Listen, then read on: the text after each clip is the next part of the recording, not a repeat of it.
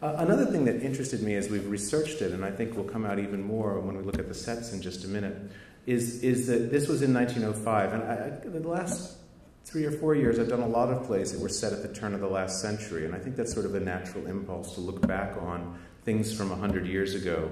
And in fact, as the society moved from the 19th to the 20th century, there was a lot of the same type of thinking going on as there has been from the 20th to the 21st. To sort of, there's something about the turn of a century that makes everyone look forward and think that at last great hope has arrived and the problems of the past will remain there, never to resurface again. But the Edwardian era in England was a contemporary set of it. He said, the Edwardian age will, we may presume, live in history as an age of comfort. It was not. It was an age of fevered luxury. At the same time, it was an age of peculiar human ineptitude. And I found this other thing said about the Edwardians that struck me as having contemporary value. There never was, I suppose, in the history of the world, a time when the sheer vulgar fatness of wealth, without any kind of aristocratic elegance to redeem it, was so obstructive as in these years before 1914. It was the age when crazy millionaires in curly top hats and lavender waistcoats gave champagne parties in rococo houseboats on the Thames. The extraordinary thing was the way in which everyone took it for granted that this oozing, bulging wealth of the English upper and upper middle classes would last forever and was part of the order of things.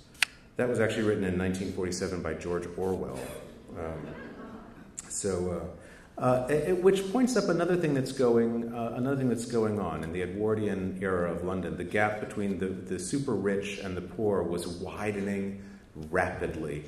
And in fact, the social order was breaking down because there was a group of people, much like Undershaft, who had the money, and they were not necessarily the ones who had the aristocratic title and breeding. So there was profound social change that eventually is part of what drives us into the cataclysm of World War I, something that none of these characters know is right around the corner, and that in fact all of the weapons that Undershaft is involved in making, the new machine guns, the disappearing rampart guns, he's got a prototype for an aerial battleship at his foundry.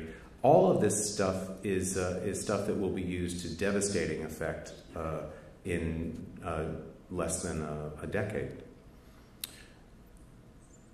Undershaft and Lady Britomart are themselves also representatives really of a Victorian era, and their kids are now these young Edwardians. So as in any great family play, there's also a conflict between generations.